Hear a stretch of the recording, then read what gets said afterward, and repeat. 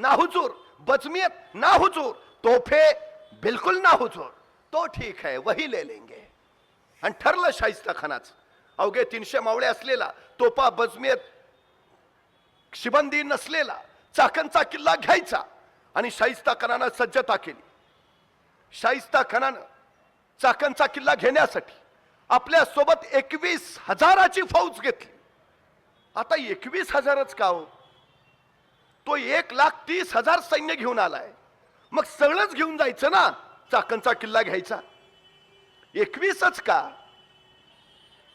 शाहिस्ता खानानं सगळी माहिती काढलेली आणि त्याला असं कळलं की चाकणचा किल्ला एवढा मोठा आहे की त्यात 21,000 सैन्यांनी नीट उभा राहायचं म्हटलं तरी जागा पुरायची नाही.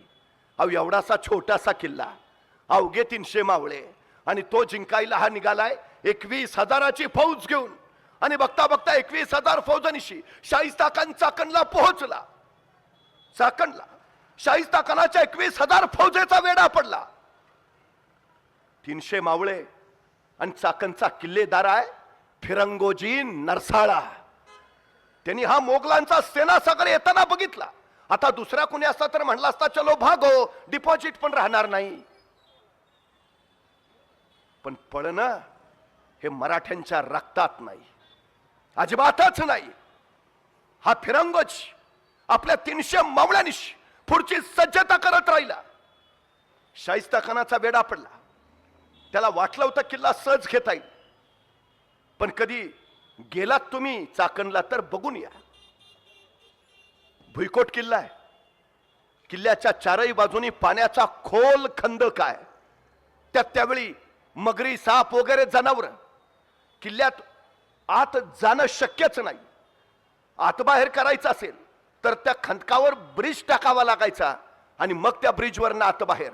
शाहिस्ता खानाचा वेढा पडला आणि मराठ्यांनी तो खंदकावरचा ब्रिज उचलून आत घेतला. आता कुणी आत येऊ शकत नाही. शाहिस्ता खान पोचला खरा, पण किल्ल्यात जाताच येईना. प्रत्यक्ष लढाईच होणार नाही. शाहिस्ता खाननं पुढच्या आठवड्यात परत आपल्या सरदारांची बैठक बोलावली. क्या किया जाए? ये मराठे खुद सामने नहीं आते, हमें अंदर नहीं आने देते, तो सामने ही नहीं आएंगे तो लड़ेंगे कैसे, और लड़े ही नहीं तो जीतेंगे कैसे? क्या किया जाए? तरबियत खान नावाचा तोफखाना प्रमुख होता शाहिस्ता खानाचा.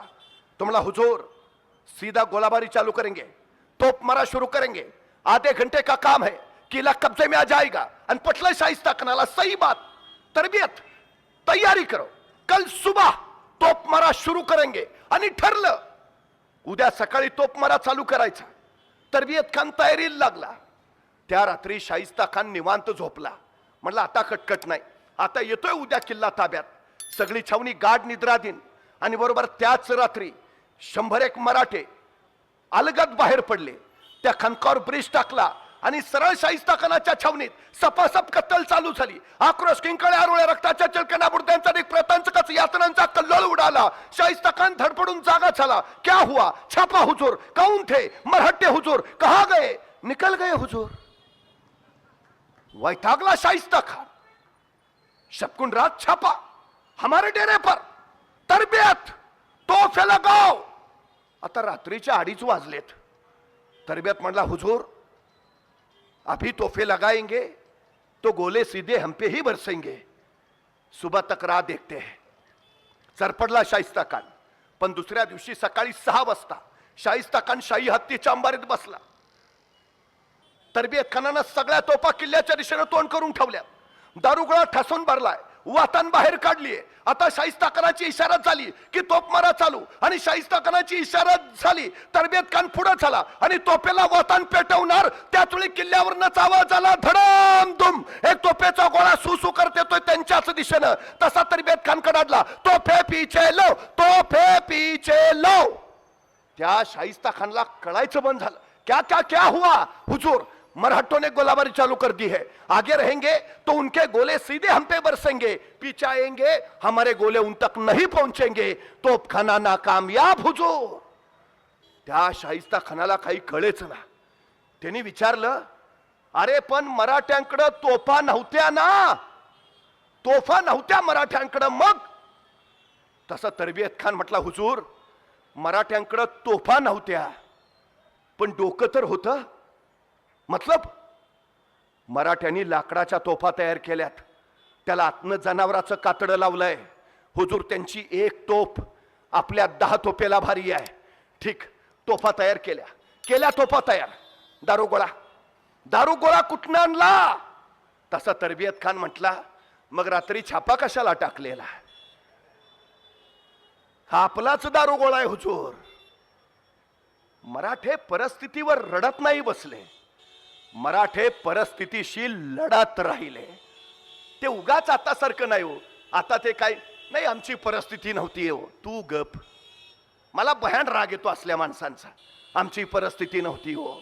परिस्थिती माणसाला घडवती नाही आणि परिस्थिती माणसाला बिघडवती नाही. माणूसच परिस्थिती घडवतो आणि माणूसच परिस्थिती बिघडवतो. उगाच ते हल्ली कुणीतरी आम्ही गरीब आहे ना, चांगला आहे ना, श्रीमंत व्हायला तुला मिळालेली सर्वोत्तम संधी आहे. नाही, मला जरा बुद्धी कमीच आहे. उत्तम विद्वान व्हायला तुला मिळालेली सर्वोत्तम संधी आहे. कारण कसली सांगता? स्वतःच्या कमतरताना बलस्थान बनवा आणि त्या बलस्थानाच्या बळावर स्वतःच्या कर्तृत्वाचा ध्वज फडकवा. हे सांगितलं छत्रपती शिवाजी महाराजांनी. महाराजांनी सगळ्यात मोठं काय केलं असेल तर इथल्या मावळ्यांच्या उरात जो आत्मविश्वास पेरला ना, त्याला तोड नाही, तोडच नाही. त्यांच्या शब्दकोशात अशक्य हा शब्दच नाही. कारण सांगणं प्रकारच नाही. कारण देणारी माणसं कधी यशस्वी होत नाहीत आणि यशस्वी होणारी माणसं कधी कारण सांगत नाहीत. शिवचरित्रात तुम्हाला कुणीही कारण देताना दिसणार नाही. अजिबात नाही, अजिबात नाही. त्या शाहिस्ताखानाचे 21,000 फौज फिरंगोचे असं नाही, अरे कसं काय करणार आता, आपले तर 300च आहेत. नाही ना, विषयच नाही. आत्मविश्वास एकदा निर्माण झाला ना की तो आत्मविश्वास मग दृष्टिकोन घडवतो. त्याला मी ॲटिट्यूड असं म्हणतो. ॲटिट्यूड जो आत्मविश्वासातनं जन्माला येतो. ॲटिट्यूड सुद्धा 4 प्रकारचे असतात. समाजात तुम्ही जर माणसं बघितली तर या 4 प्रकारची माणसं तुम्हाला दिसतील. त्यातला पहिला प्रकार आहे झिरो ॲटिट्यूड. म्हणजे एखाद्याला तुम्ही काही सांगा, त्याचं उत्तर ठरलेलं असतं, नाही जमणार. काही सांगा, नाही जमणारच नाही. बर, त्याला नाही जमणार म्हटलं ठीक आहे, तो म्हणतो नाही कुणालाच जमणार नाही, शक्यच नाही. हे झिरो ॲटिट्यूड. काही सांगा यांना, जमणारच नाही. मी कायम गोष्ट सांगतो, एखाद्या गावाचा विकास करायचा असेल, समाजाचा विकास करायचा असेल, 4 गोष्टी फार महत्वाच्या. पहिली गोष्ट, ज्याच्याकडे पैसा आहे त्यांनी पैसा द्यावा. दुसरी गोष्ट, ज्याच्याकडे वेळ आहे त्यांनी वेळ द्यावा. तिसरी गोष्ट, ज्याच्याकडे कष्ट आहे त्यांनी कष्ट द्यावे. आणि चौथी गोष्ट, ज्याच्याकडे या तिन्हीपैकी काहीच नाही त्यांनी किमान गप राहावे. अडचण पहिल्या तिघांची नसते, वळवळ ज्याच्याकडे काही नाही त्याची जास्त. चळवळ मुडीत काढायला कायम पुढे. हे झिरो ॲटिट्यूड. काही सांगा, जमणारच नाही. याच्या नंतरचा दुसरा प्रकार आहे लोअर ॲटिट्यूड. ह्यांना काही सांगा, त्यांचं ठरलंय, नाही मला नाही जमणार. पण एक पॉझिटिव्ह गोष्ट काय, हे म्हणतात तुला जमेल, तू कर, तुला जमेल. एखाद्याला म्हटलं चल ना जरा चांगला अभ्यास करून नोकरी मिळू, मर्सिडीज ऑडी बिडी घेऊ. नाही, घे ना, तू घे, मी बसेन तुझ्या गाडीत, पण मला नाही जमणार. हे लोअर ॲटिट्यूड. तू कर. म्हणजे आपण एखाद्याला म्हटलं ना, चल ना आज मंडळाच्या शिवजयंतीचा कार्यक्रम आहे, काहीतरी करूया, तो करूया की, पण मी एकटा येऊन काय करणार, बाकीचे नकोत का? मग आपण त्याला तिथंच सोडतो, बाकीचे गोळा करून आणतो. गोळा करून झाल्यावर मग त्याच्याकडे येतो, चल आलेत बाकीचे. तो म्हणतो मग आहेत ना बाकीचे, मी नाही आलं म्हणून काय होतंय. हा लोअर ॲटिट्यूड. तुम्ही करा. तिसरा प्रकार जो याच्यातला आहे तो आहे ॲव्हरेज ॲटिट्यूड. म्हणजे ते जमेलच म्हणत नाहीत, पण नाही पण म्हणत नाहीत. नाही, करू ना, प्रयत्न करायला काय हरकत आहे, करू प्रयत्न जरूर करू, पण खात्री नाही आहे ना. आणि शेवटचा जो प्रकार आहे तो आहे चॅम्पियन्स ॲटिट्यूड. ज्यांच्या शब्दकोशात अशक्य शब्दच नाही, त्यांना काही सांगा, त्यांचं उत्तर ठरलंय, आय कॅन, मी करेन, आय कांट म्हणतच नाही. ती महाराजांनी जी माणसं तयार केलीत ना, ती या 4थ्या प्रकारातली आहेत. चॅम्पियन्स ॲटिट्यूड, आय कॅन, करेन. मग तुमच्याकडे काय आहे काही नाही विचार करत नाहीत होती. मला एका प्रश्नाचं उत्तर द्या. जंगलातला सगळ्यात उंच प्राणी कोण? जिराफ. जंगलातला सगळ्यात वेगवान प्राणी कोण? चित्ता. जंगलातला सगळ्यात हुशार प्राणी कोण? कोल्हा. आणि जंगलातला सगळ्यात ताकदवान प्राणी कोण? हत्ती. आणि जंगलचा राजा कोण? सिंह. का? सिंह राजा का? तो जिराफासारखा उंच नाही, चित्त्यासारखा वेगवान नाही, हत्तीसारखा ताकदवान नाही, कोल्ह्यासारखा हुशार नाही, मग सिंह राजा का? कुणीतरी सिंहाला विचारतं, तू राजा का? सिंह म्हणतो, मला वाटतं म्हणून. हे जे वाटणं आहे ना, तो चॅम्पियन्स ॲटिट्यूड. आमचा फिरंगोजी तो चॅम्पियन्स ॲटिट्यूड घेऊन उभा आहे. किती आहेत? 21,000. चल, आय कॅन, मी करेन करेन. तोफा नाकामयाब. 2 आठवडे झाले, शाहिस्ता खानला काही सुचेना. हे आत येऊ देनात, तोफा चालेनात. आता करायचं काय? त्यांनी बसवली बैठक परत. आता अशी एखादी बैठक असली की हमखास त्याच्यात एखादं तिरकं असतं, ते तिसरंच काहीतरी सांगतं. आता समोरासमोर लढता येईना, तोफा चालेनात, करावं काय? शाहिस्ता खाननं विचारलं, क्या किया जाय? नेमकं एक तिरकं उठलं. म्हणला, हुजूर, जमिनीवरनं तर किल्ला जिंकणं शक्यच नाही. फिर जमिनी खालून प्रयत्न केला तर? आता त्यांनी सांगितलं चेष्टेत, शाहिस्ता खाननं घेतलं सिरियस. सही बात बोला तू, ऐसा ही करेंगे. आणि खरंच होतो, चाकणचा किल्ला जमिनीवरनं घेणं शक्यच नाही. त्यांनी चेष्टेने सांगितलेली केलेली गंमत शाहिस्ता खाननं गांभीर्यानं घेतली. आणि त्याला कळालं असंच काहीतरी करावं लागेल. त्यानं आपल्या सोबत्यांना सोबत घेतलं आणि एक नियोजनपूर्वक डाव आखला. चाकणच्या किल्ल्याच्या आग्नेयेचा बुरुंज, त्या बुरुंजापासूनच जिकडं त्याची छावणी पडली होती, बरोबर त्या बुरुंजाच्या समोर त्याने एक प्रचंड मोठा शामियाना उभा केला. प्रचंड मोठा शामियाना. ठरलं होतं असं की इथून भुयार काढायचं आणि ते जमिनी खालून थेट त्या बुरुंजाच्या खाली नाहीच, तिथं सुरुंग पेरायचा आणि तो सुरुंग सरळ उडवायचा. स्फोट झाला की तो सगळा बुरुंज खणकात पडेल. खणकात दगडा मातीचा ढीग होईल आणि आपोआप रस्ता तयार होईल. सरळ आत घुसायचं, आतले कापायचे आणि किल्ला फतेह करायचा. विलक्षण योजना बनवली शाहिस्ता खानानं आणि सुरुवात झाली. 21 जून 1660 ला शाहिस्ता खानचा वेढा पडलाय. पहिले 20-30 दिवस असेच गेलेत आणि सुरुवात झाली. किल्ल्याच्या आग्नेयच्या बुरुजाच्या बरोबर समोर एका बलाढ्य शामियानात भुयार काढायला सुरुवात झाली. बरे सोपं काम आहे का हो? भुयार काढत जमिनी खालनं हे निघाले आणि मध्येच एखादा मोठा खडक लागला. मग असं म्हणायचं का, चला डावीकडं? परत खडक लागला, नाही घ्या उजवीकडं. काळा पत्थर, अहो पुढं जाताच येणार नाही, भयान कठीण काम आहे. बरं त्याच्याही पेक्षा धोका, पुढं 35 फूट खोल पाण्याचा खंदक आहे. हे भुयार काढत जातील, सरळ खणकात पडतील आणि खणकातलं पाणी सरळ भुयारात, आउट. या शाहिस्ता खानानं इतकी योजना आखली की ते भुयार अत्यंत व्यवस्थितपणे काढत ते आत निघाले. 35 फूट खोल खंदक वर राहिला, पाणी वर राहिलं आणि त्याच्या खालून त्यांनी भुयार काढलं आणि आग्नेयच्या बुरुजापर्यंत पोहोचवलं.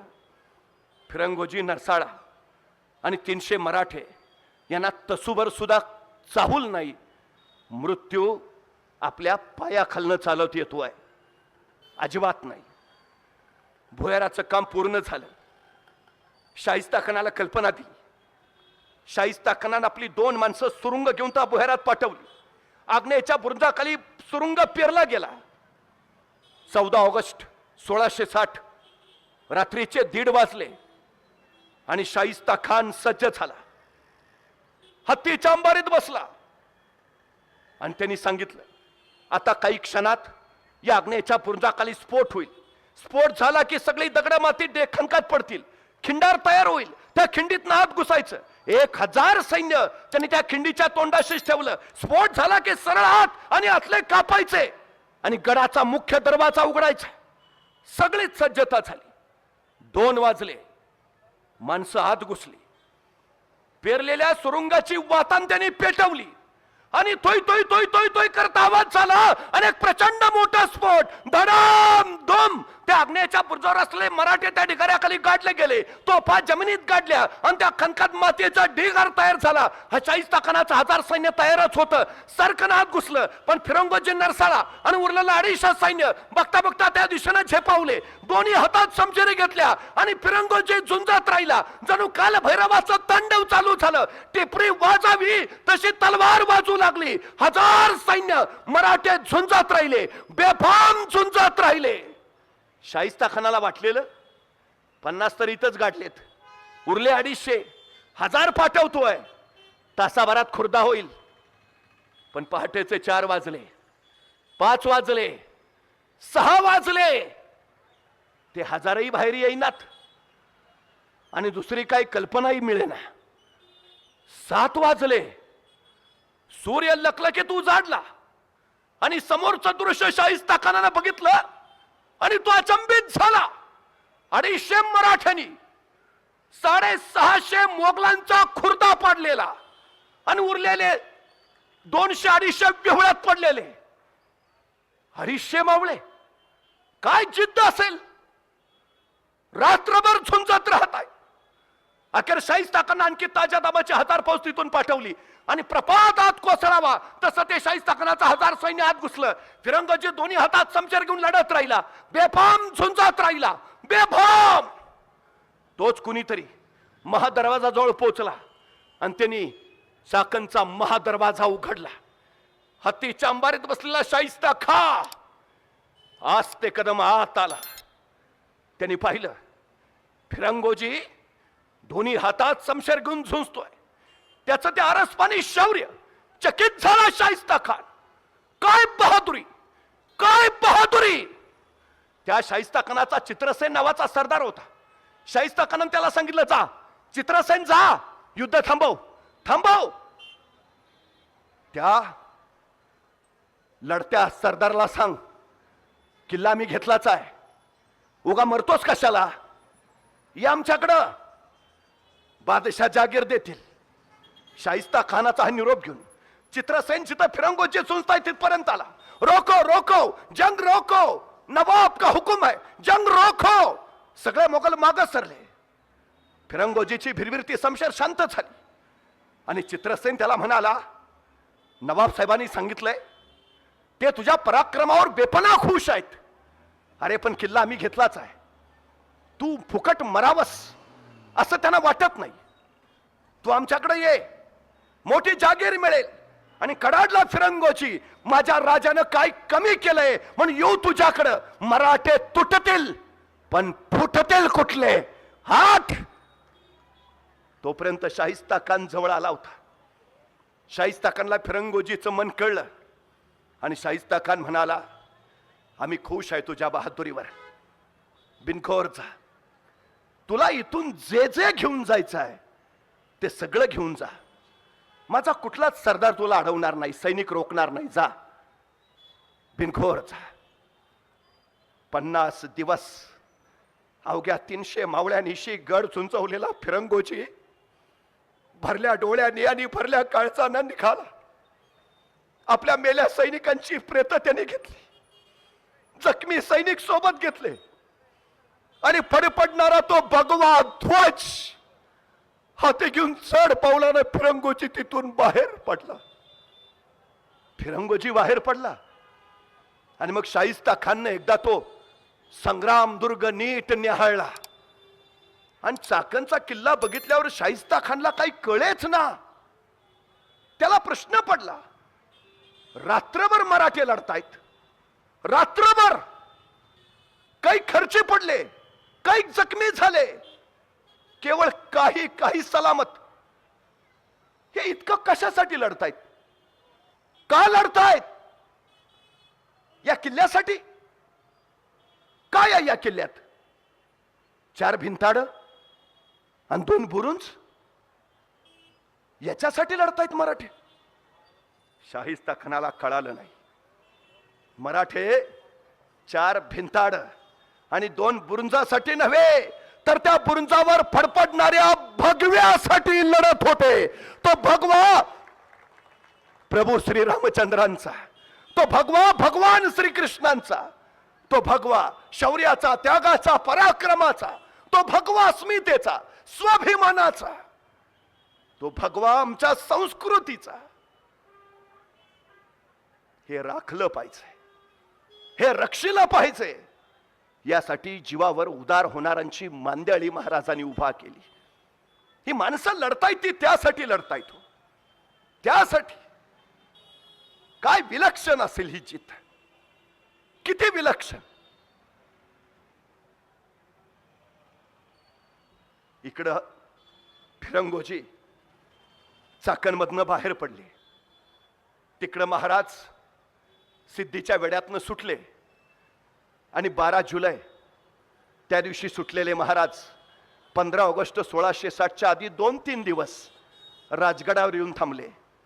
15 ऑगस्ट 1660ला सकाळी चाकणच्या किल्ल्यातून बाहेर पडलेला फिरंगोजी महाराजांना राजगडला भेटायला गेला.